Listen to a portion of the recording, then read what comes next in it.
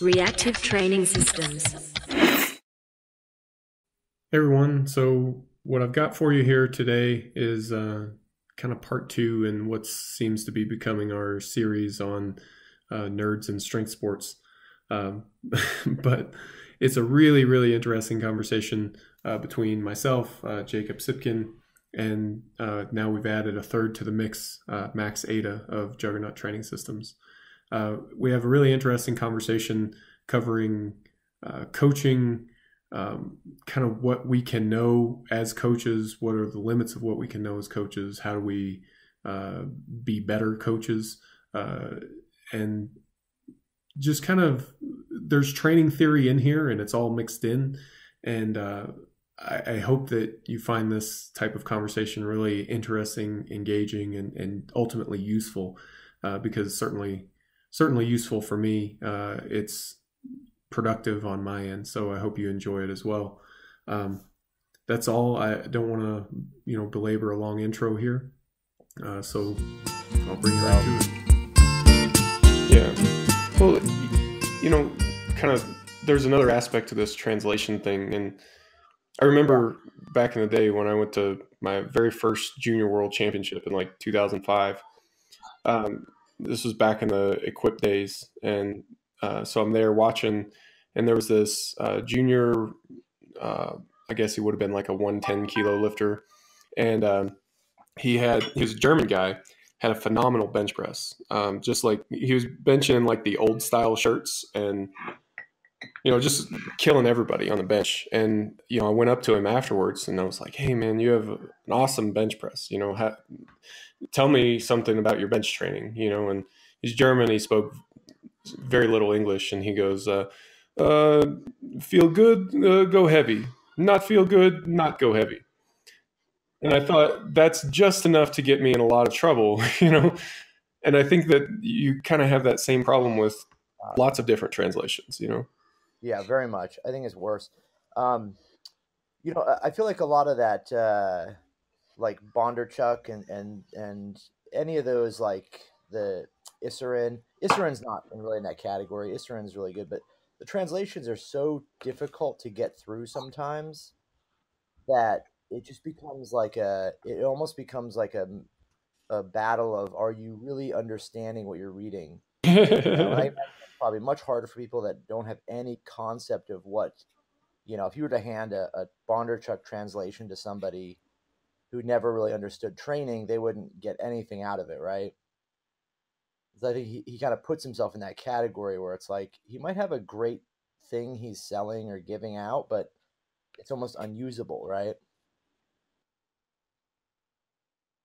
Yeah, although, I mean, honestly, that, especially Mike, considering how much we've been talking about, like, emerging training strategies, like, maybe that's not, lost, maybe nothing's lost in translation. Maybe that's it. Like, I don't know. I mean, we've been talking about this a bunch, but, like, so much more of the way that I write programs now is, like, is some version of feel good, go heavy. Yeah. That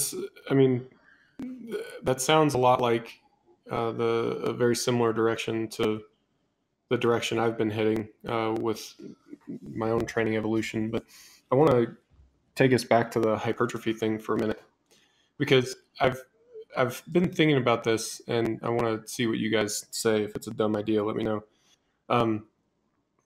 So if you're training hypertrophy, but the real goal is to, let's say, improve someone's bench press. So you're training upper body pressing hypertrophy, but not for its own sake. The goal is that this should carry over to the bench.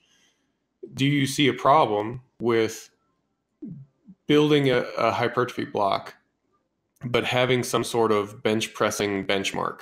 And it doesn't necessarily have to be like bench press for a heavy single or something. It could be bench press for a heavy set of 5 or 10 or something like that. And that if you're gaining hypertrophy and it is transferring to your bench, then you should see a commensurate increase in whatever that benchmark is. And that's kind of the way that you could, because you're right, you can't see like peak conditions and stuff like that occur in a hypertrophy block the same way that you could for a strength block. So is there a proxy measure for it? Right. And you'd say the new functional level is not necessarily like, oh, it's not like, oh, I've hit a PR once, but rather like maybe we'd say something like, oh, the minimum amount I can do on any day has come up a significant amount. So that's kind of interesting. I think that's kind of the gist of what we had talked about a little bit, Jacob, is like I think back to certain things and have some ideas, and there's definitely like a rigidness to the way I programmed for a long time, where it's like, okay, like you're trying to kind of control things a lot more and sort of say, hey, here's the duration of this phase, here's the this is how the overload should look, and kind of this structure that's so rigid, it sort of like almost prevents people from success on some levels. Um, and I think like a couple of things. I know I'd heard you say some things like this, Mike, but um, like for one, a good example I think to start is that the length. It seems like to me the length of different phases of training, or really the length of any kind of training stimulus, should be dictated by you know your initial abilities in that exercise or that complex of exercises, that workout, and the end of that phase should really be dictated by the peak or the most adaptations you're going to make from that training stimulus, right? So for example, like bench press, if you are working on like hypertrophy or whatever, which is probably a little harder to measure, but you say, okay, the initial starting point, I have X number of kilos of muscle, or I'm this body weight. The end of this phase should really be when I get to that actual goal number. That's actually not a good example. A better one would be like squat strength or something, where we're going to do front squat until we basically have achieved a new functional level in the front squat. That might be like 5 weeks for somebody. It might be 20 weeks for somebody.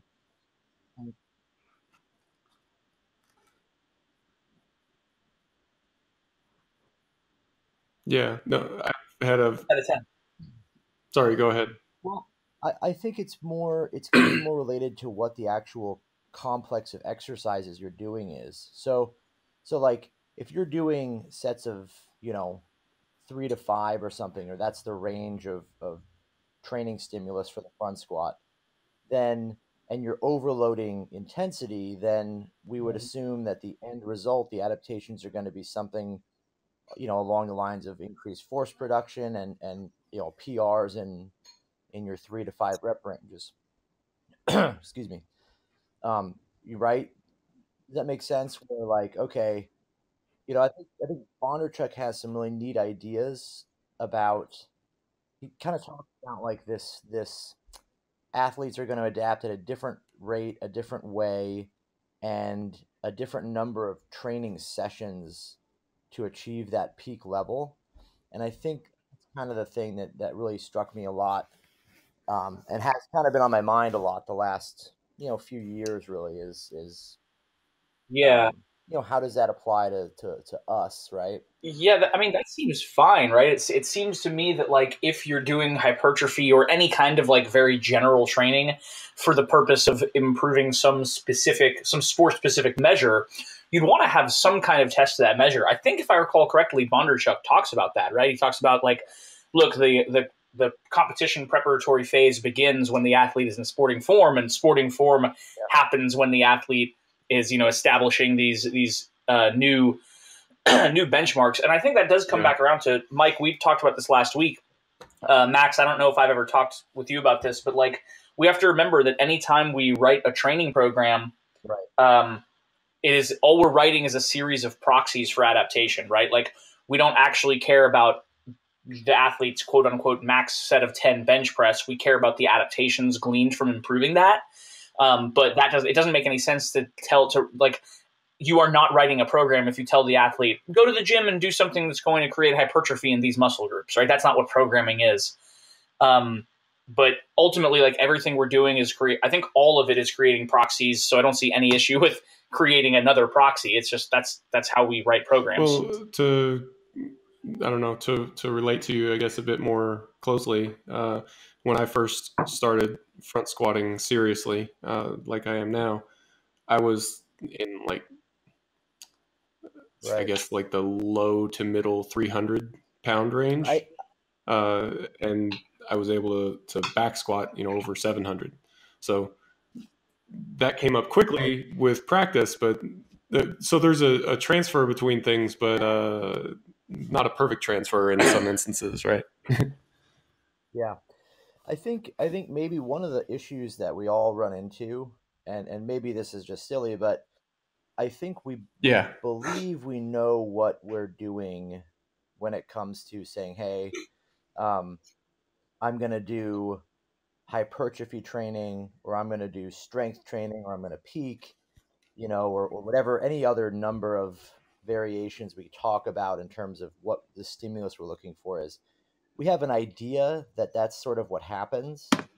Um, but like, you know, I've had people reach peak form doing, peak form on the Olympic lifts, doing, during phases where their squatting is in the highest volumes per set. They're doing, reps in the 6 to 8 rep range, and their performance only declines in the Olympic lifts as we reduce that volume per set, right? Despite the fact that the overall volume, or sort of maybe the actual number in squat and exercises still rises, the actual result still rises.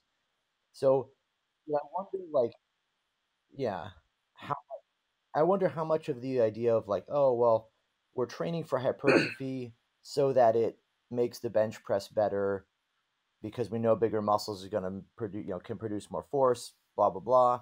So we do this, quote unquote hypertrophy training. Then, by the process of science and logic, it's gonna transfer to the bench press.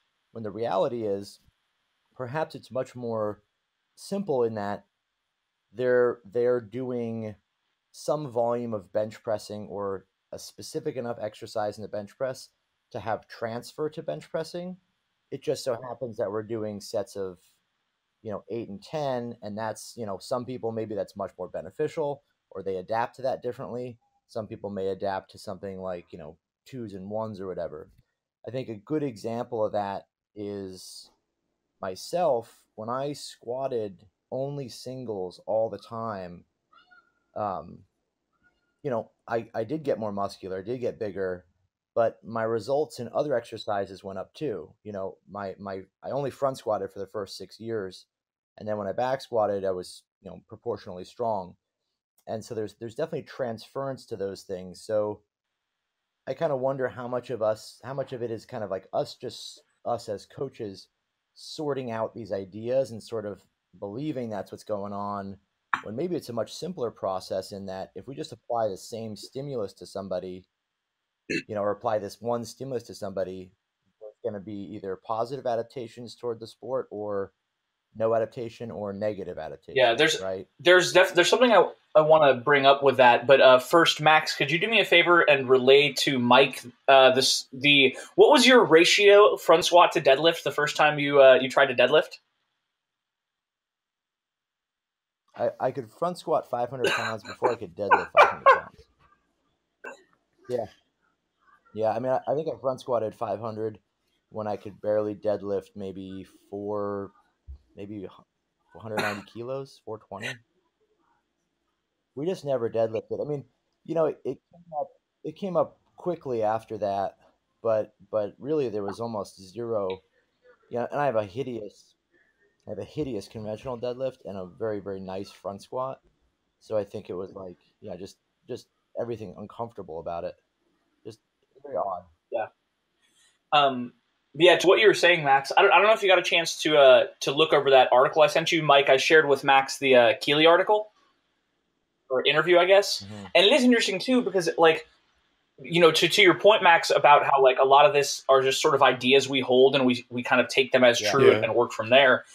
I mean, there's a lot of that about periodization in general, and about sports science in general. And the way that Keeley puts it in that article is that, says it's about the process, not the plan, which is certainly something that Mike has been preaching for a long time, that I've been preaching for a long time, and I don't know if it's something that you said explicitly, Max, but having watched you coach, it's clearly something that you're that you do things that way as well. Where like briefly, it's clear that you view the plan as this. I guess I would say like the plan is descriptive, right? It gives us an idea of where we're supposed to go and like a general structure, but the process itself is very fluid and flexible. What do you think? Like, has the way that you think about training changed in sort of explicit ways to accommodate that more, or is that something that's just happened over time that like you realized? Clearly this is, things are working better when I'm just give the program a little bit more fluidity. Yeah, it's a very similar process that that we use. I would say that we try to ride that wave as long as you get an adaptation. That there have been instances where we don't, and you go, well, for whatever reason, you don't like that exercise, so we won't do that again, or it'll be a while before we try it again. One thing that I've noticed more lately than anything else is that when you've got an athlete and you've got them pretty well dialed in, what they tend to respond well to, and you can start to form some kind of expectation about what should produce results and what level of results you should expect. We have noticed a couple instances where those expectations haven't been met, and so you start to go, well, why didn't that work this time? And trying to unravel that, and this is like a really vague area of training knowledge, I think, because it's you're on the periphery of the things that you can know, probably, and what I'm guessing is happening is that we're not getting enough variation from excuse me, sorry, we're not getting enough variation from one block to the next. So if you've got like a set of exercises that tend to work well for an athlete and you just hammer them over and over, eventually that's not going to work anymore, So there has to be some variation from one block to the next. And I kind of think of it as like the rifle approach to variation. It's very targeted and strategic versus the shotgun approach. We're just going to have variation everywhere all the time for, just the haphazard application of that tool. I would say it has, because really the way I look at it a lot for weightlifting now is in, I basically I create the program. I started powerlifting when I was 12 with significantly less expectation of like modifying it on a regular basis.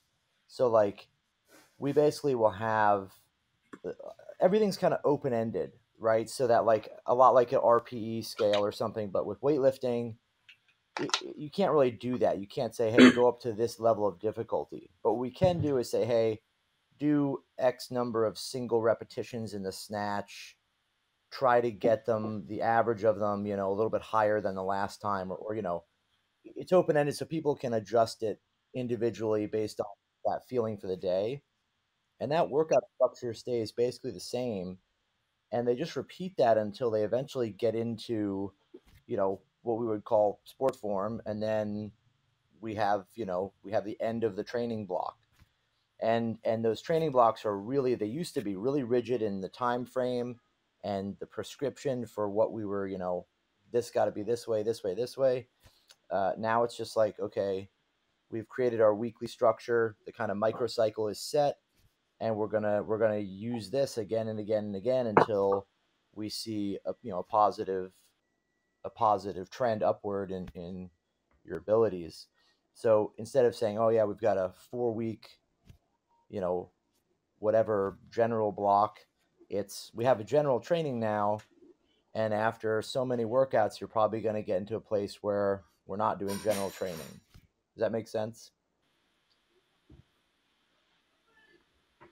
You know, it's I think everybody adapts at a different rate and to a different level also. So it's not a I've just gotten away from that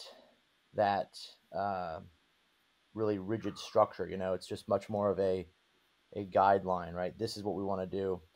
The other thing I think that's changed a lot for me is that a long time ago I used to put no emphasis on variation in exercises, and I used to just use only the same exercises, and I used to kind of, you know, it was like in weightlifting it was very cliche to sort of, you know, sort of look down on variation and different exercises. And now, instead of having variation week to week or workout to workout, the variation comes more block to block, right?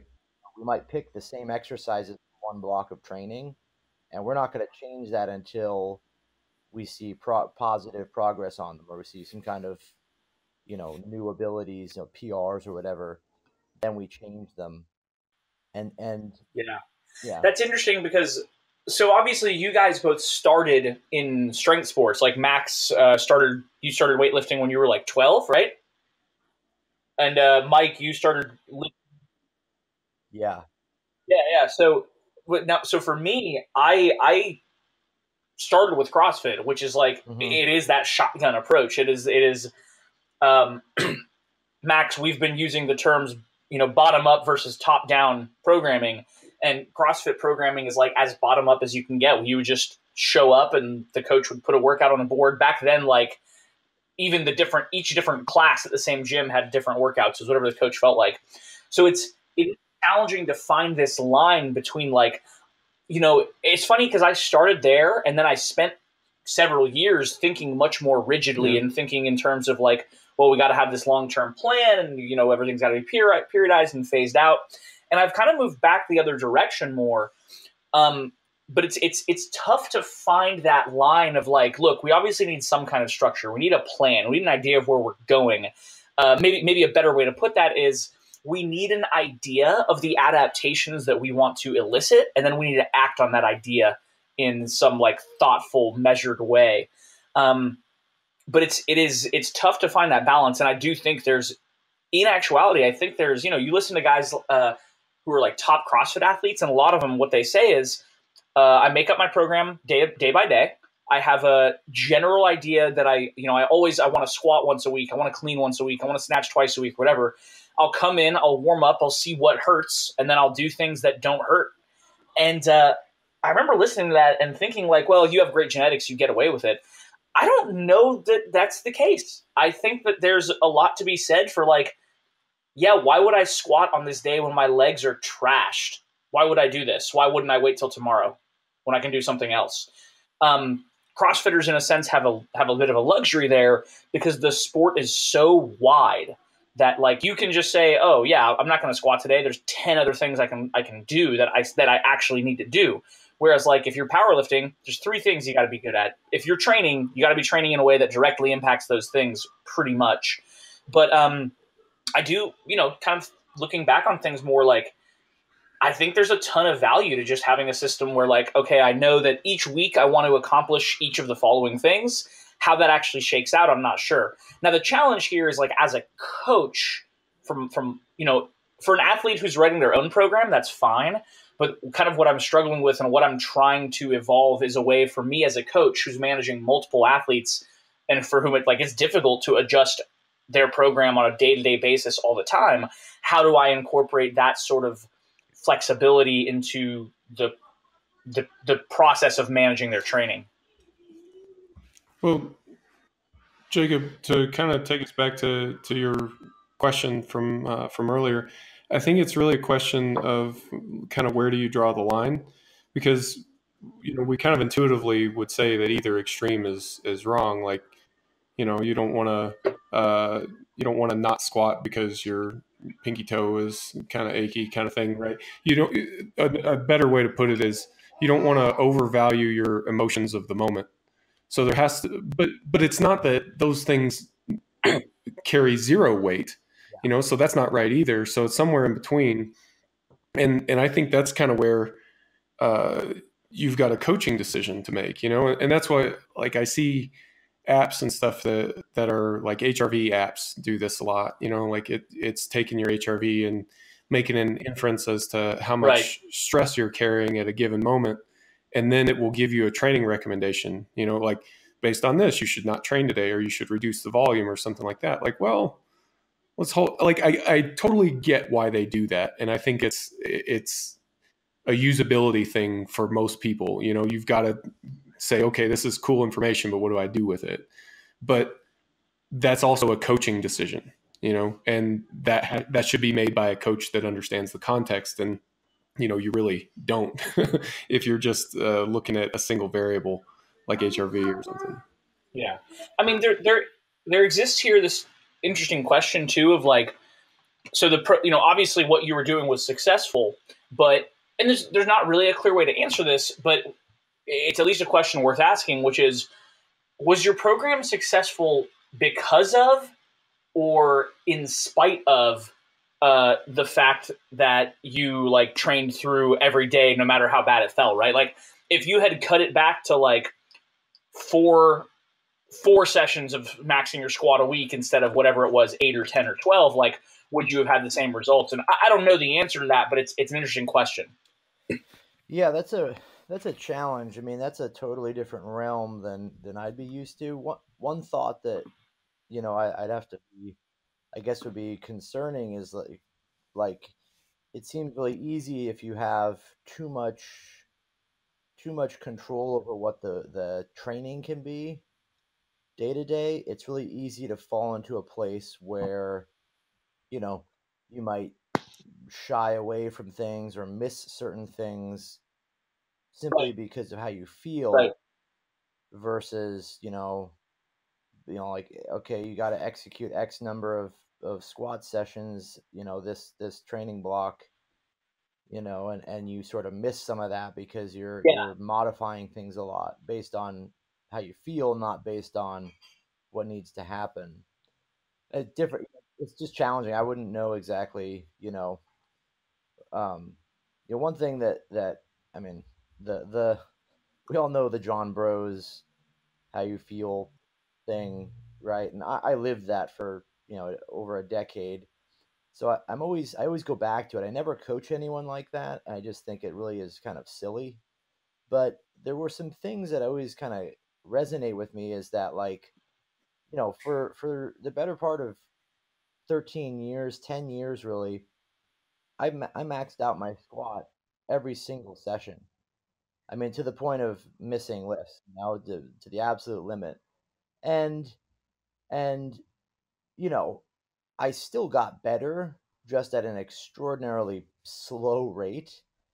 Um, so like there's an example of like applying the worst possible dosing of a training program and really just violating everything that we think is kind of, sensible, but it still in the end produces results. And there were many days where, like, you know, I was in pain waking up, and there's this so much fatigue, but I would make PR front squats or something, or PR back squat.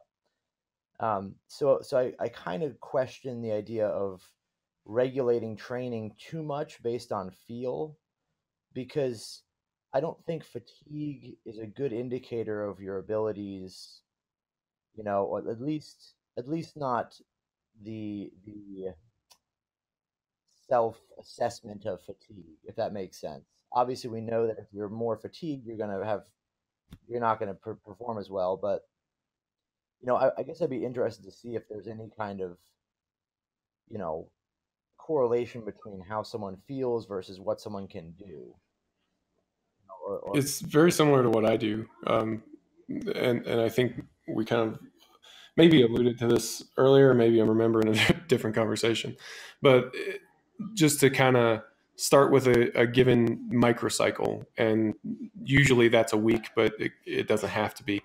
And we repeat that microcycle, paying attention to whatever we're using as a benchmark of their progress. And It may be a single, it may be a rep set, but it's usually the comp lift itself for some amount of reps, so that gives you a lot of flexibility. I would definitely err on the side of it being. We watch their progress, and they'll get themselves into a peak condition. I guess Max was calling it sport form. Yeah.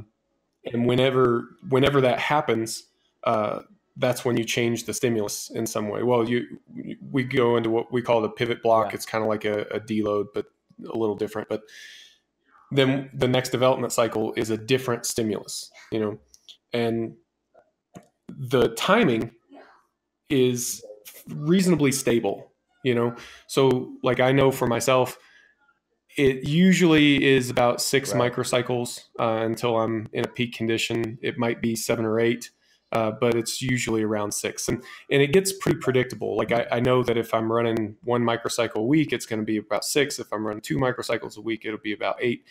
But you develop this picture, and that's really useful when it comes to eventually, the nature of having to peak on a certain date means that you're going to have to do some sort of long-term planning, or at least midterm planning. So, I go, well, it takes me, 6 microcycles to peak. So I'm going to work backwards from the competition date. And, so I see this is when a microcycle needs to start, or this is when a development cycle needs to start, so I can use that to adjust my timing so that, most likely I'll be in a peak condition on the competition date. And I think that's as reliable a method for finding a peak and peaking at a certain time. Yeah, as maybe the answer, or the closest we can get to an answer, is that a system like that is best utilized when it's not the athlete doing it for themselves, or at least on their own, but you have an interaction between the coach and athlete, and the coach sort of has a checklist, for lack of a better term, where like you have this list of, look, this is what we need to accomplish during each microcycle. And this is the sort of daily check-in, like, even if it's something as simple as like rate from 1 to 5, soreness, energy, motivation, right? With 5 being everything's great, 1 being everything's terrible. Just something like that. And like, even if that's, that's wholly inaccurate, but over time you sort of, you build a picture, right? You become, it has a power not to be accurate, but to be precise. And maybe over time, like what you're able to learn when the athlete is rating it a certain way, you sort of are able to translate that language and prescribe training accordingly. But even that, maybe that's just too loose a structure. The thing that I'm kind of moving towards is, so the challenge for me right now is coming up with an effective classificatory system for competitive CrossFit. But once I've kind of done that, the system I'm trying to move towards, at least for my custom programming athletes, is basically at the beginning of the off season in a few weeks here, everybody's going to start with the same training. And I'm just going to let it evolve pretty naturally, especially because at this point with all my athletes, I have a pretty good idea of how they tend to adapt to things. So, we might start with sets of 10 in the back squat, and one athlete might, when their gains peter out, they might go straight to sets of 5. Another one might go to sets of 8. Another one might just switch variations. But I think that's kind of the approach I'm moving towards. I know, Mike, that you do something sort of similar. I think probably just as you are a much more organized person than me, I think you'll probably have a better organized plan than I do. So yeah, I don't know. Is that like similar to anything that you guys do? Right. Yeah, that's definitely the way that we would do it. So however the microcycle is set up, I've taken a lot from the Bondarchuk methodology on this. That's inspired most of this, I would say. So when I create a microcycle, generally we try to have a movement from each classification in there. So we typically just call them the comp lifts and assistance and supplemental lifts, but Bondarchuk's got his own terms for all those things, and that's fine too. But we try to have one movement from each of those classifications in every microcycle. It doesn't always work out that way, but that's the attempt at least. And that way, you're getting a rounded stimulus. And I don't know if that's the best way or not, really, but it seems to be effective. Yeah. Sorry, I don't think that answers your question, but I kind of... Yeah, I like that. That's really that's a lot more to how I am sort of structuring things now. I have a question. Do you keep track of the individual number of workouts with the same stimulus you do? Like, do you say, oh, I know that in 6 microcycles I'll hit peak, or 6 weeks, and there's how many, how many individual, let's say, let's just say competition squat sessions you're doing, how many of those before you usually reach that peak form? Right.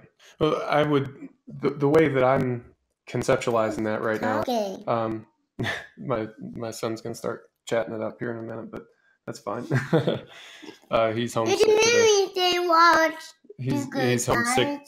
He's homesick today, but yeah. So, but to I guess to answer your question,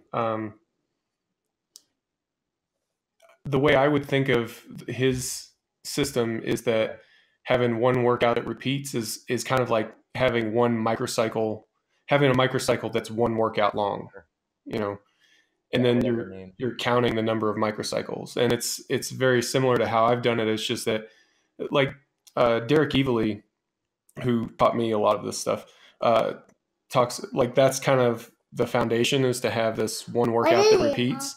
But they would also, I think they call it a variation method, where they'll have like an A workout and a B workout, and they'll alternate. And that, because powerlifting is 3 disciplines, I can't really distill it down into one single workout. So most of the time we're doing one workout or one microcycle a week, and it'll be 3 to 4 workouts depending on the athlete. But I've had plenty of success by doing 2 microcycles a week, which is like an A and a B workout. And you can still do 4 workouts a week, right? But it's just like Monday and Tuesday is A and B, and then Thursday and Friday is A and B. But yeah, it's like counting how many workouts. That this idea of the number of exposures to a stimulus has borne out pretty well for me. I was talking with Martin Bingser, who we were talking about this idea of time to peak, and for them in like hammer throw or shot put, they may have, like, I think he said his time to peak is something like 30 exposures. Now that's not at all like we're nowhere near 30 exposures. Like I would say the average is 5 or 6. So it's very different depending on the discipline, I think. But still, like, he's like, it's 30 exposures. It could be 28. It could be 32, but it's somewhere in there. Now for us, it seems to be more reliable than that. Like if it's 6, then it tends to be 6. But, as a percentage of variation, the difference between 6 and 7 is bigger than the difference between 30 and 31. I don't know if that makes sense. Also, like, do you know how many like individual workouts you like for let's say squat, for the back squat? Did you execute 25 individual workouts with the back squat before you hit peak form? Bondarchuk talks a lot about knowing, the number of sessions it takes to reach that form. I believe too his structure is very different in that they do the exact same, each workout may be identical, right? Where they do, he comes up with a workout structure and that remains the same for 70 workouts in a row, right? Yeah. Nobody would work with me. Right. Oh, okay. That makes sense. Yeah. Well, I know it makes me feel a lot better to hear you talking about some of this stuff, because it sounds like we're converging on similar topics and ideas. And we really haven't talked about this ever before this conversation.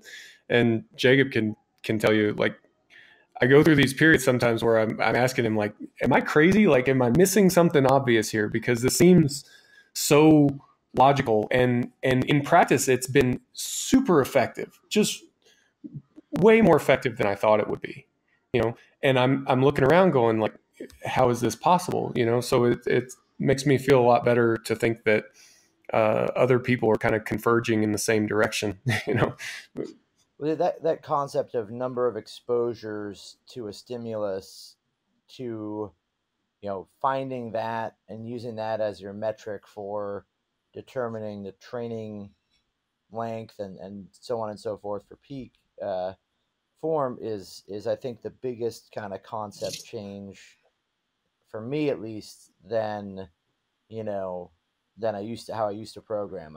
And I think that's kind of the biggest takeaway in my mind from a lot of what I've seen from the Bondarchuk stuff.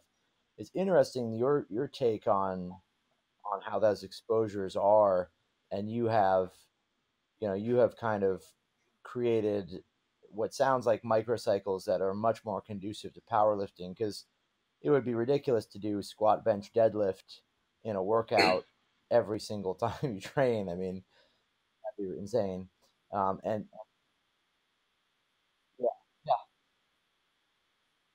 no, but if you look at his structure too, I mean, his structure is classical, Medvedev. I mean, it's exactly the same, but um, if you think about it, if you really have your A workout is perhaps squat and bench, and your B workout is deadlift and whatever other variation, right? You have a similar process by which you have two different stimulus that you're training simultaneously, like Bondarchuk talks about in the complex method, or was it variation method, I think he says. Anyways, yeah, that's kind of neat. That's an interesting application of it, which is cool because that gives a new idea for myself. Yeah. I think of it as, like, being honest about the problem too, because I think there are a lot of these situations where we generally coaches like to pretend that there's more certainty than there is. And that doesn't mean that there really is that level of certainty. It just means that we're ignoring the reality of the situation. And this feels more honest, Yeah. Well, I felt the same too, where I'm like, I don't know, is this really a smart idea? Like, is it just going to be a mistake? But as things progress, you start to see, like, I think predictability is one of the big ones. You have predictable results or predictable sort of time frames that tells me something is right. But yeah. Even Shaco doesn't do that. Well, there's a concept in here, and John Kiley talks about this a bit too. Like, if we're going to start putting an emphasis on coaching like this, there is a skill to coaching, and that makes people uncomfortable, because if there's a skill to it, that means you can be a bad coach, and there's a difference, and if it's just a plan to follow, if you've just got to figure out what the magic formula is, then basically anybody can do it. You just got to find the coach with the contain, they figured out the secret sauce, and you'll be fine, but that's not it. There's good coaches and bad coaches, and it has nothing to do with the plan. And it probably even goes further than that. It's probably a matter of good coaches for you and bad coaches for you, because there's a big personality component to this as well. One thing that I think is key here is, like, and Mike and I, again, have talked about this a bunch, like, admitting the limits, not just the limits of your knowledge, but admitting the limits of our ability to know things about training, right? Like, I think that the point where my coaching and my programming really turned the corner was the point where I started using the words "I don't know" a lot more, right? When I sort of started admitting both to my athletes and to myself that, like, I don't possess any great predictive power, what I have instead is a lot of experience with the process, pretty decent intuition, and the willingness to pay attention. And when I started sort of acknowledging like those things don't combine into like predictive, I don't have a predictive power. I have an intuitive power, and it seems to be pretty good. And I seem to be able to hone it when I pay attention to results. I really turned the corner, I think, by kind of going that direction and not insisting on like assuming that if we could just stick to the plan, capital P plan, everything would work out. I think once you acknowledge that that's not really how it works, your ability to react to the sort of ins and outs of the actual training process, not the training plan, but the actual process as it actually happens, goes way, way up. I think that's a key point you have to come to if you want to take your coaching and programming to that next stage. That's something that this has always been a thought in my mind that I never really verbalized to people, but when I've coached people, and this is very much for weightlifting, when I've coached people in person, I oftentimes don't even bother writing a training program out. We'll have the sort of weekly structure written out so they know what they're doing, but that structure will remain the same until, let's say we're 6 weeks from a competition. And I've always felt like there's this uncontrollable sort of factor where it's it's so hard to explain. It's like you're watching something happen and you're looking for the indicators of it, and you can see it. You can see somebody physically get into that peak form. And as a coach, you're just monitoring the process of them doing that, knowing that if on Monday we really exhaust ourselves snatching and clean and jerking, we're going to start to disrupt this process. But if we maintain this kind of balance of that's the right amount of training to do today, and I regulate the actual training stimulus on a regular basis. Through that process, you basically, like you said earlier, you ride this wave, and it's like you're not controlling it. I'm not creating the wave. I'm not creating that, but I'm just managing them and the loading so that as they progress across this wave, they hit peak form at the top. And in-person coaching for weightlifting, I've noticed this time and time again and felt like, it's almost like you're not in charge of it. You're not actually making this happen, but you're aware of it, and maybe it's more subconsciously that you're aware of it, and you're allowing it to sort of unfold to the best of your abilities.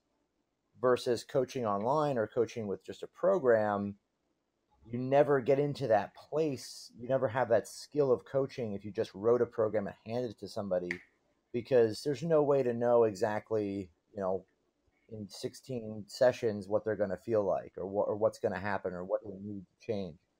And so it's kind of neat to hear that the skill of coaching, like I always felt like, it's much more a matter of just managing a person and managing people. But I think also it's about, if you've, I say this a lot, and like people will say, oh, you've got, if you're a photographer for 25 years, you develop an eye for photography, right? The idea of like you have the eye for photography versus if, as a coach, if you coach for 25 years, you develop an eye for this process, and you develop this sort of subconscious, unconscious ability to identify positive scenarios and the positive training process unfolding. Because you get it a lot where you have inexperienced coaches that are just really bad at that. And it seems that very good coaches and experienced coaches are very good at that. They may all have a different, a way to explain what they think is happening, but it's the same kind of process, if that makes sense. Yeah. I think that sort of a key part of that, Max, is that we are taught as coaches, sort of part of the culture. And I guess there's multiple sides to this, but one big part of it, and I think it's kind of on the rise now, is this idea that like all of our decision-making processes need to be totally explicit.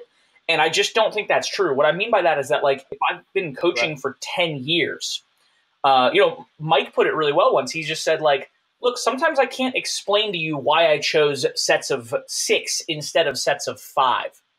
But like, right.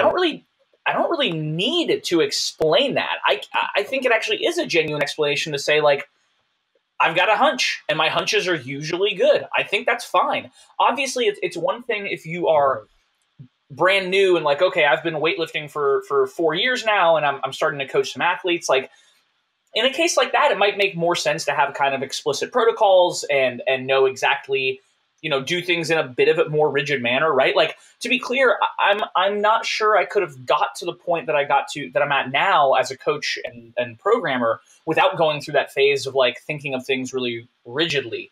But I think that the key next stage of development is to acknowledge, like, a lot of this is intuitive, and my job should not be to like justify my intuitive decision making, but rather to hone that skill. Yeah.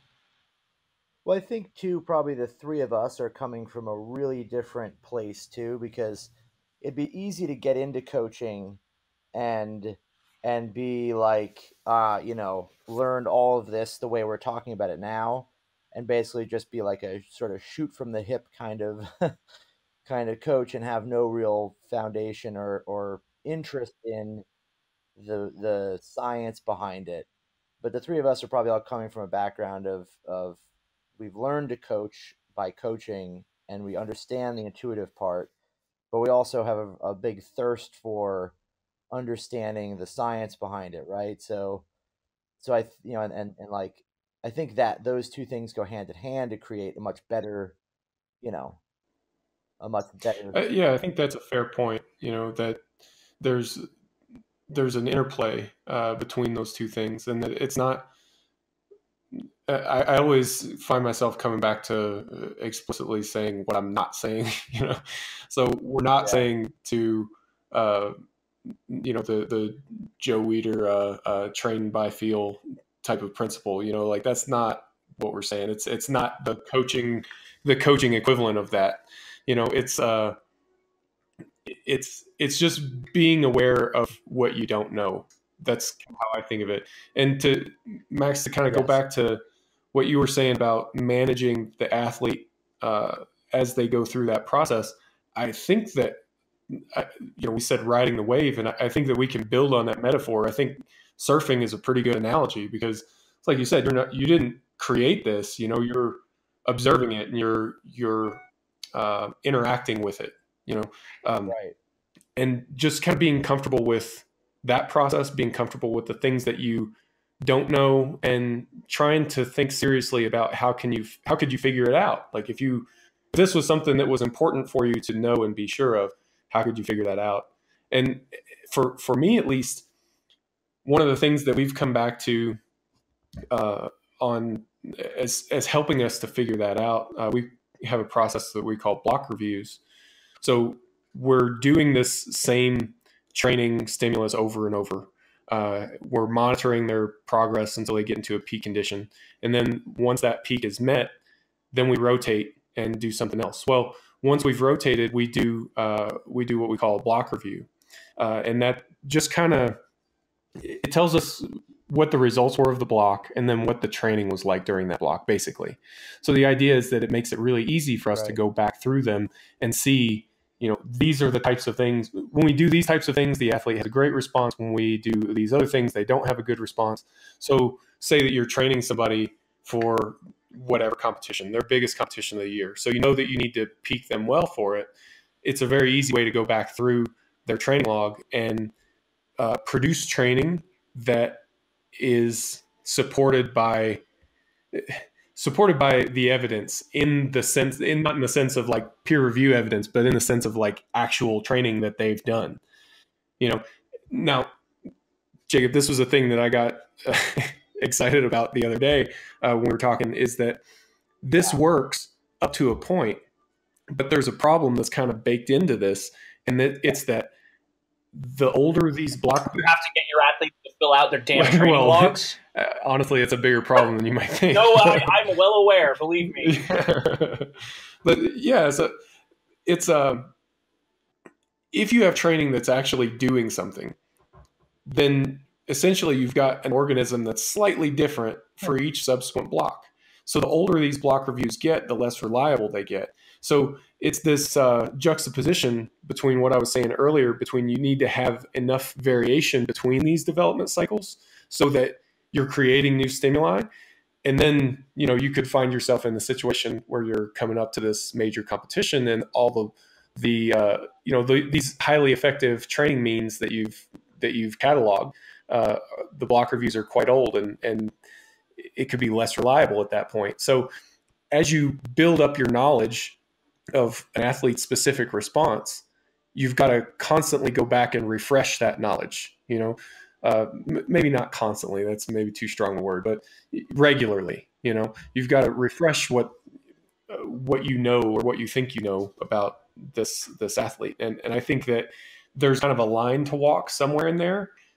And that's the line that helps you figure out, what's optimal for this athlete. And there's probably a ceiling to how much you could plan out in advance, and I think it's telling that basically everybody that I talk to, who I would say is good at this, expresses a preference for planning in shorter and shorter blocks.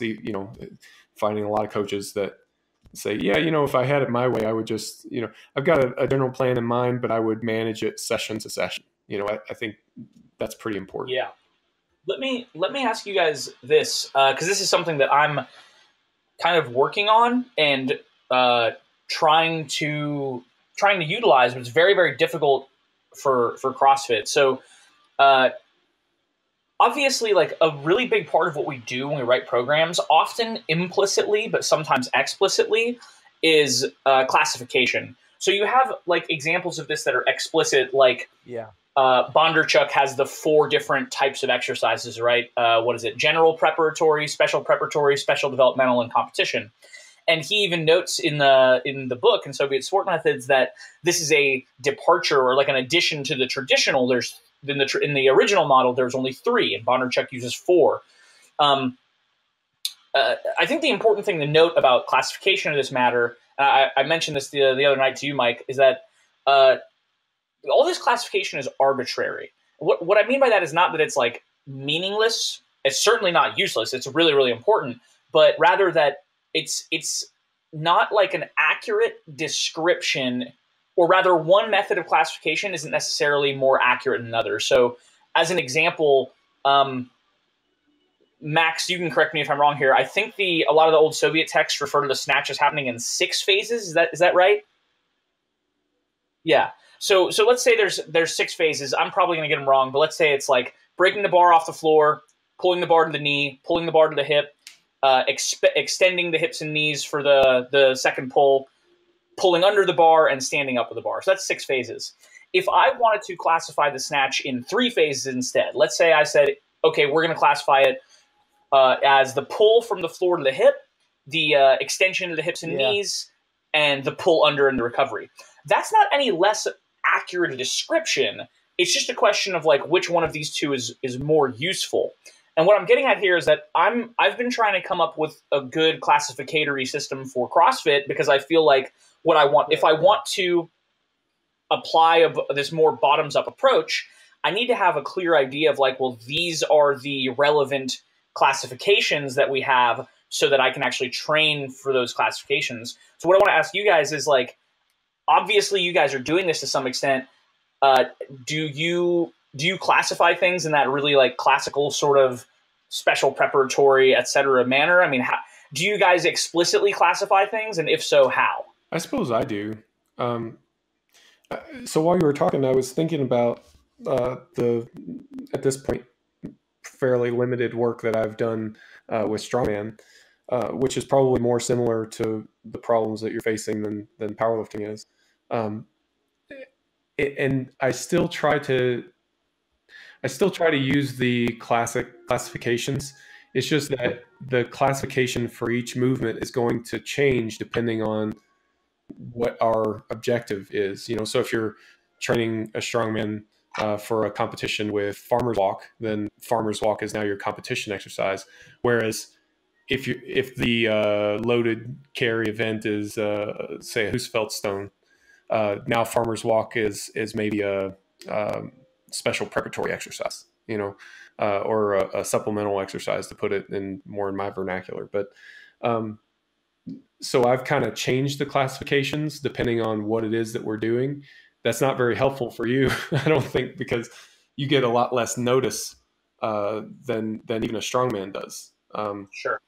So, yeah, and that's not exactly the problem that you're trying to solve either, I don't think. Yeah, I mean, the challenge for me, like, it goes, because it's such a broad sport. For me, it's like I'm wondering. I don't even know if exercises. I think exercises are just too narrow a way to create a system of classification, right? I think it's probably going to be something more like leg strength, back strength, local endurance in quads, like full, general endurance emphasizing quads. Like, it's got to be something that's, do I organize by exercise or by movement pattern or by like bioenergetic system or whatever. So what I Yeah, go not ahead. to hijack it, but what I look at in the exercise classification stuff, I view it as really exercise classification is a way of quantifying specificity and transfer, right?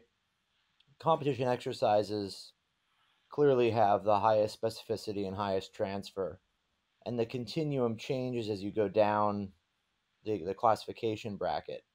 So to me, what I think makes most sense is that you're always looking at what you're doing as what is the transfer it has to the competition, and where along that spectrum it falls in specificity. It's like exercises themselves, even for weightlifting, doing something like a snatch from a deficit or a snatch from blocks, it it has some level of specificity. It falls on the continuum of having transfer and specificity. How far is it removed from the competition exercise? You know, like if you imagine a continuum with all these exercises plotted out on a chart, in weightlifting, any snatch variation is going to be, you know, within 10% of that.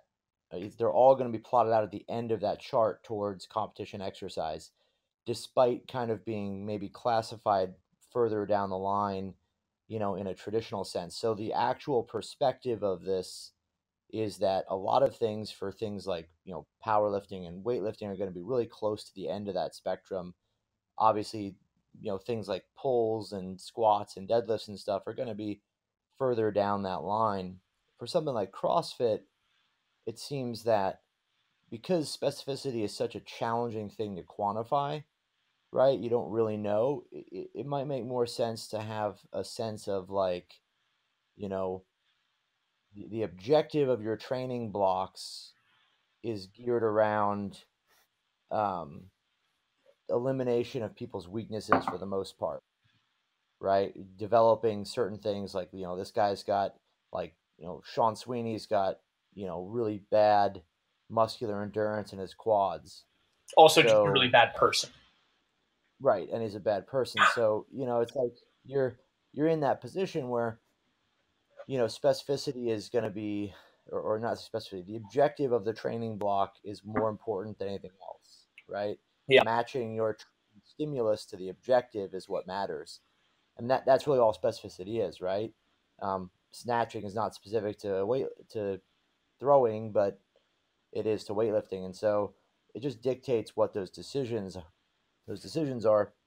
So my guess is that the classification is probably less important than, I mean, obviously you have to understand, like, yeah, doing certain things is going to transfer well to CrossFit. Sure.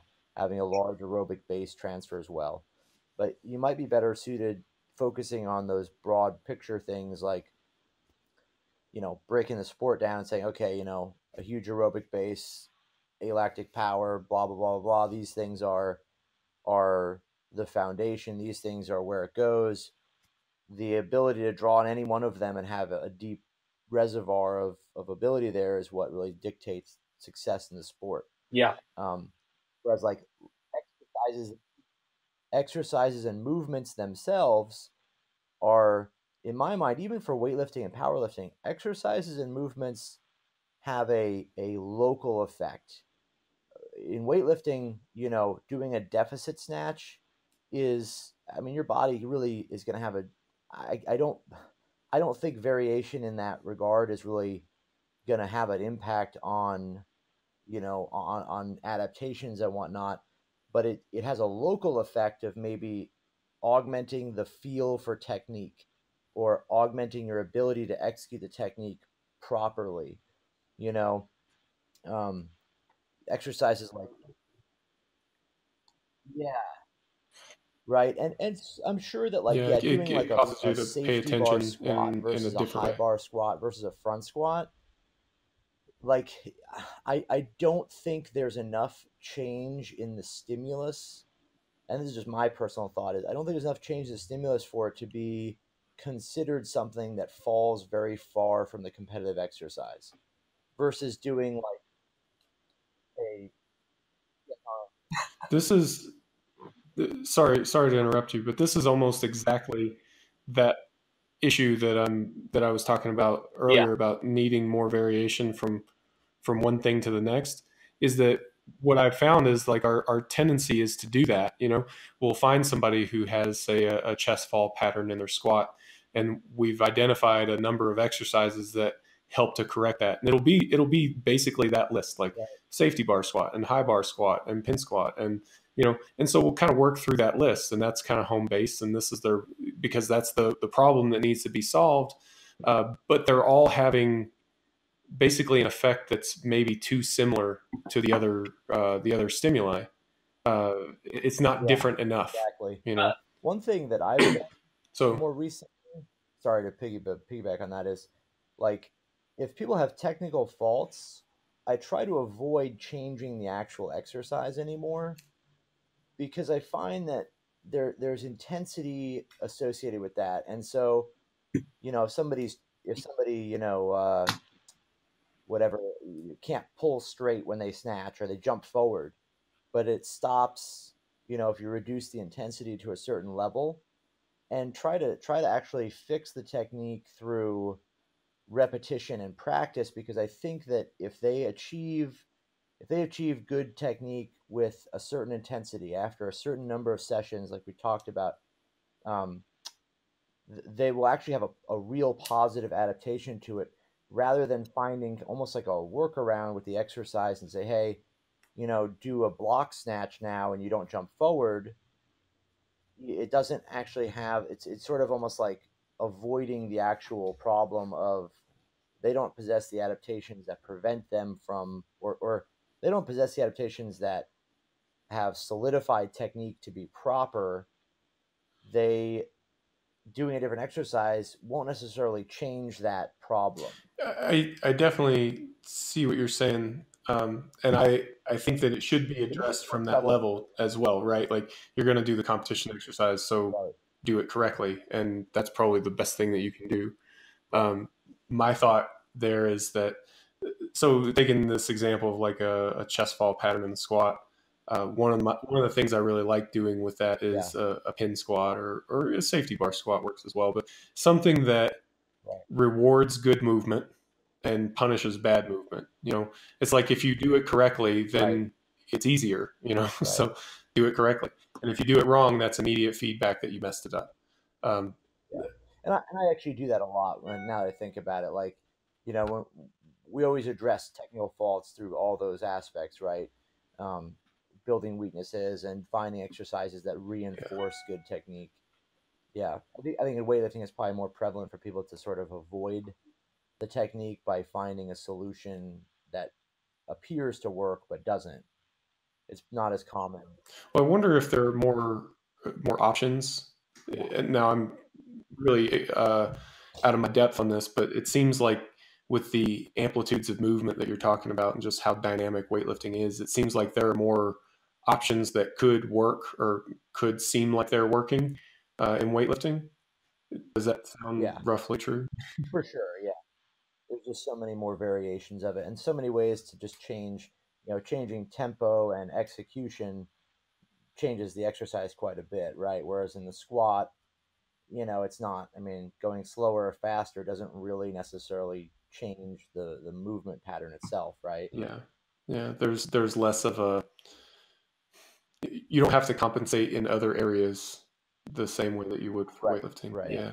You also, in powerlifting, you relatively rarely, I guess there's stuff like board presses, but like for the most part, you don't really reduce the range of motion much. Whereas in weightlifting, it's very common practice to do like lifts from the hang or the blocks or even powers, all of which constitute a change in the range of the competition lift. And that changes a lot. Yeah. I mean, like the amount of time, it seems like a tiny amount, but the amount of time that it takes to do, let's say, a snatch from the floor versus a snatch from a block above the knee is meaningfully different. That's kind of what Jacob in our last conversation, I was talking about Franz Bosch and his criteria for specificity. Just that it's like in the power lifts, you can change one of those things at a time, but if you change something like I don't know, like if you change something like the tempo of your first pull in a snatch, then that is going to have downstream consequences. So it changes a lot more than just the tempo of the first pull, whereas in squat, you can change the tempo of the eccentric and that really doesn't affect anything else. Something else I was gonna say that Max, and this is kind of a slightly different direction, but it is something that Max alluded to. Right. Mike, do you have any thoughts on specificity and transference? So, sorry, I took us down this rabbit hole. It's funny you brought those up, Max, because we spent like an hour talking about that last week. Yeah. Well, trying to talk about it, we've found our conversation going a lot of different directions. But I guess if I was going to summarize my thoughts on it, it's just that the thing that we're after is transference. Specificity is often a means to that, but it's not always a means to that. Right. And I think if you're paying attention, then you can spot the instances where it's not and act accordingly. Like, let me try to illustrate this with an example. Classic powerlifting training, you start your training block with higher volumes, lower intensities. As the competition approaches, you work toward higher intensities and lower volumes. And, I was a good powerlifting coach and did that for a long time, And I had this one guy that I was working with. Before I get into that, it's important to note that there's a reason that that's the common way of training for powerlifting competition. It's because it works for most people, but if you happen to be one of the people that it doesn't work for, well, that's pretty important to know. And I had this lifter who, every time we would get near a competition, his results would drop off pretty dramatically. Sometimes we would get injured even, and we couldn't quite figure out why could we not bring it home, into a competition. Then we started doing this emerging strategies type pattern that I've been talking about today. And we noticed what was going on is every time we would do a development cycle that had high intensity training, that's when his results would tank. That's when he would start to feel beat up. He couldn't hang in there for the entire training block a lot of times. So we thought, well, every time we do this thing, it doesn't work. So why would we keep doing it? So we trained him going into a competition doing nothing heavier than like 6 reps at a 9 RPE. So like a 7 RM load is going to be, 80% for most people or thereabout. We trained him that way because that's what he was responding best to. And he went into this competition and just crushed it. It has had big PRs and everything. And it made attempt selection kind of an adventure because we didn't really know where his top end was. And we've since kind of come up with some ways to mitigate that, but we don't bang our head against the wall for that guy, and that's the same thing, right? Like higher intensity work is more specific, well, you should get more specific as you get to a competition. Well, not if it doesn't transfer, Right. I think the key thing to understand here is that it is definitely the case that specificity often has really high transfer, but it just so happens to have a high transfer, right? the point is the transfer and the specificity is incidental. If we Max, if I provided you with compelling evidence that it turns out the best way to increase weightlifters' total is to bring up their leg press and their machine shoulder press, like that's how you would train your lifters. It is certainly the case that like specificity happens to have really high transfer in most cases, but I think that distinction, like understanding that what you care about is the transfer and that specificity is a often useful means to that end, I think making that distinction, rather like understanding that the specificity is not for its own sake, is really important, because that's another way, one of those ways where you can start to think way too rigidly and just insist in a case like that. Like, Mike, somebody else might have just went, well, obviously it's something else. Obviously you have to go specific. You have to peak in this fashion. I remember Ed Cohen said during, I don't know if it was an interview or what, I don't recall exactly, but talking about his deadlift training up to a meet, and he said he would never stop doing rows because the rows were, he felt, such a big part of what made his deadlift strong. They had got him to that point. Why would he stop doing them before a meet? And at the time, I was kind of like, well, it works for you, but that doesn't seem to make sense in the context of understanding specificity and peaking and all that. But like, it's a very good intuitive point. If this thing is working, why stop? And that might just go all the way up to exactly like with your lifter, Mike. Like, it goes all the way up to competition. If the thing that makes him do well in competition is back squatting sets of 6 at 9, then like, why would you do something different? Yeah. And I think the big thing for me is just that, like, hey, you have permission to do that. Like, there's no rule that says that you have to train in really any certain way. So if you make an observation and it's like, hey man, it really seems like I've seen people do this with other things like deadlifting. Man, it really seems like my deadlift is at its best when I only deadlift once or twice a month, and I've always kind of stood against that, and I still think for most people almost all the time that's not really the best way to go. But if you've tried it and that's where the evidence is leading you, then hey, that the important thing is that you're getting better and you're PRing in your competition. It's like there are these trends that come and go in training, and for a while it was like high volume and people were just kind of, it's like seeking volume for its own sake. It's like, well, remember, the thing that you care about is your competition result. It's not, and that's why people get mad about lifters, posting singles in their Instagram and stuff like that. It's like, well, the goal has to stay the goal. The goal is to improve your competition results, not anything I think else. I think it's interesting. It's almost really like the one caveat to all training concepts and stuff is that the person's reaction to what they do, the body's reaction to the training stimulus, is what dictates every other decision. Yeah. Because while it may be, it really would go through all qualifications of athlete too, because, when you're young and you're first starting, maybe leg press will make your squat go up, right? Because you have so little squat training. First week you've lifted, if you did leg presses, your squat would probably get stronger. That's not going to hold true later. And it's not because of specificity that it holds true early. It's because of your reaction to training, right? The adaptations you make. And if you take that and extrapolate all the way to the end, if you have a guy like your guy who squats, a 6, easy 6s or moderate 6s, his reaction to that stimulus is profound enough that it produces the results you're looking for. So it seems like the big underlying bedrock of everything is, what is the reaction? What is the athlete's adaptation to the stimulus, right? And granted, specificity is a great roadmap for us to look at, and it's probably going to hold true in a lot of cases. It may not be exactly what it appears on the surface.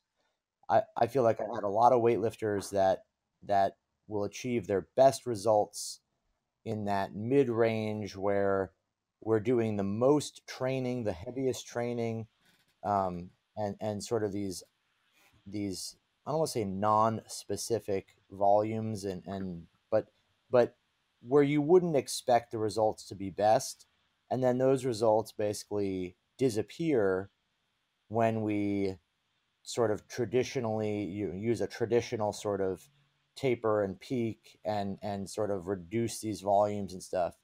And I don't think it's related purely to just a loss in fitness from detraining. It's something else going on. But yeah, Well, when you mentioned that story earlier about having weightlifters that have, you know, their best weightlifting results when they're squatting kind of this middle intensity zone, and then when yeah, you get away from that, the results go down even if the volume's matched and all this stuff. That's what it made me think of. You know, it's like, well, yeah, I mean, and that's intensely important to them in that moment. You know, like if they are one of the people that responds in that way, then knowing that is very important to them as an individual. You know? Right. Even in, I mean, like the when it comes to stuff like that, like getting ready for competition and sort of conventional means of doing so, breaking the rules. One thing that always comes to mind from for me from my domains this. I think it was the 2014 CrossFit Games.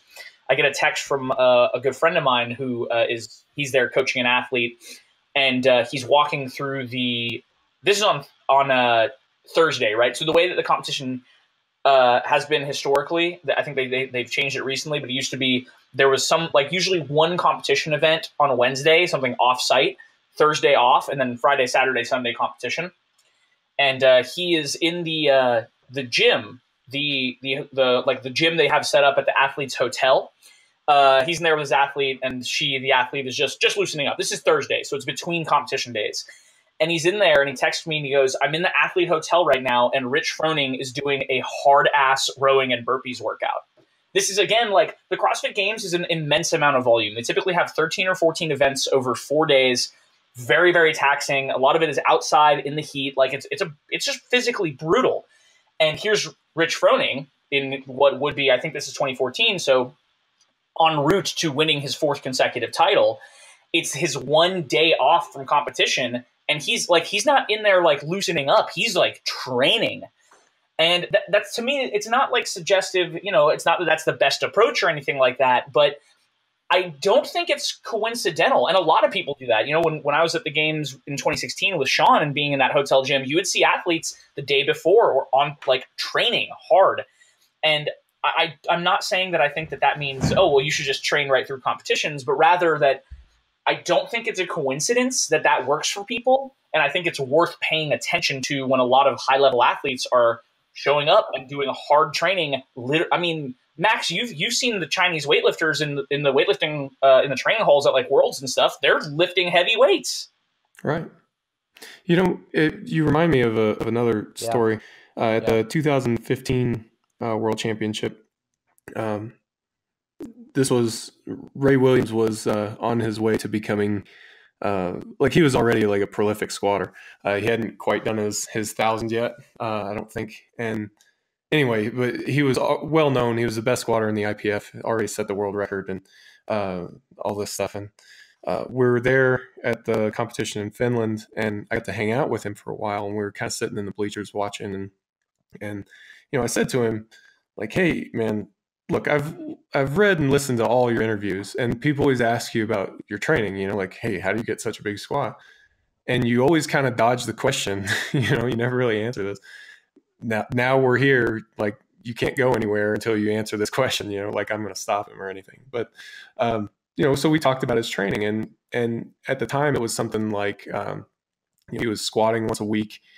He did like leg extensions and leg curls like 5 times a week, and did like a power squat machine like once a week or something like that. You know, it was really counter to what the prevailing wisdom would say is like the ideal optimal squat program. You know, and I had a friend of mine at the time who was, you know, a big proponent of, you know, pushing really, really high volumes, really, really high frequencies, comp lift only, you know, that type of thing.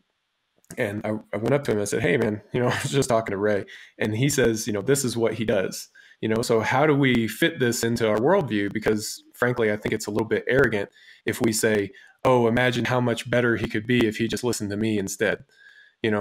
You've got to find a better way to fit that, and to his credit, he was like, yeah, good point.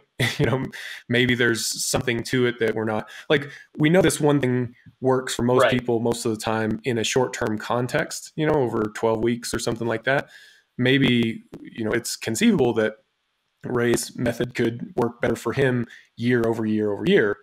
It's not quite as productive in a short-term sense, but it's more productive in a long-term sense. He gets hurt less or something along those lines, which, maybe it's that, maybe there's a different explanation for it, but I like that approach of having a little intellectual humility when we're talking about the very highest levels of the sport.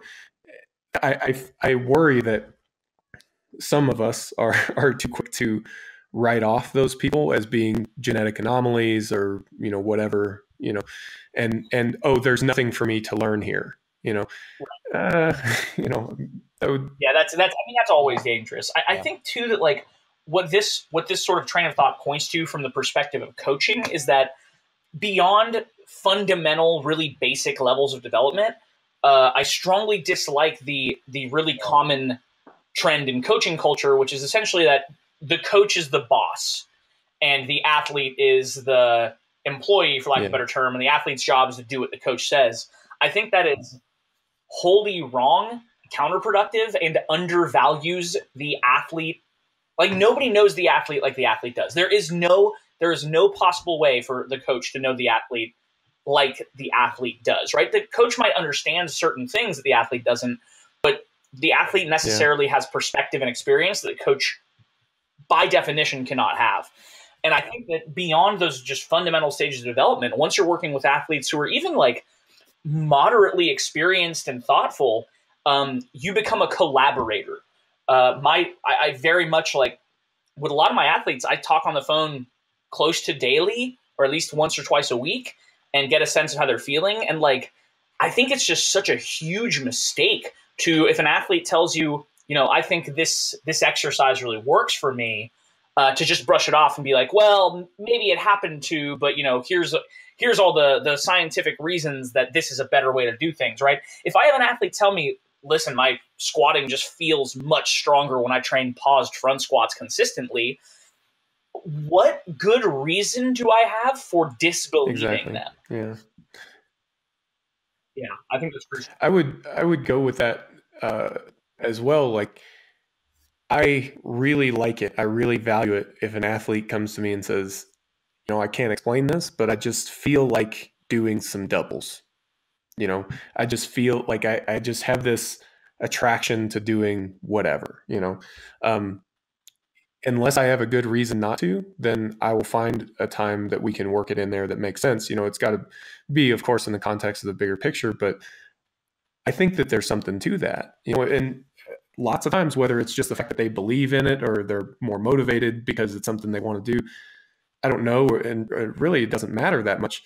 If they have that intuitive feeling and we put it in there and we get better results from it, then again, the transfer is the thing that we're after. Yeah, absolutely. It's the thing that we care about is whether this actually makes the athlete more successful in competition. And a lot of that really is like a big part of being successful in competition, or even just being successful in training, is buying into the program and feeling like the program is productive. And honestly, it's almost like if a coach ignores their athlete telling them, hey, I think X really works for me, you're kind of ignoring the easiest path to buy-in that you have, right? Program buy-in is so huge. The athlete has to believe in both the coach and the program. They have to believe they're moving in the right direction. And when an athlete, like, barring absolutely absurd ideas or dangerous things, right? But like barring stuff like that, when the athlete comes to you and says, hey, I think X really works for me, they are handing you that buy-in on a silver platter. Here you go. Here is what I need to feel psychologically and emotionally invested in this program. Here it is. Have me squat sets of 3 instead of sets of 4. That's it. I think ignoring that is like, hey, what are you doing? Why would you ignore that? I got to run, guys, but I want to do this again sometime. That'd be really fun. Yeah, same here cool. actually. But yeah, good chat, and Yeah, for sure. Yeah, we'll do it again.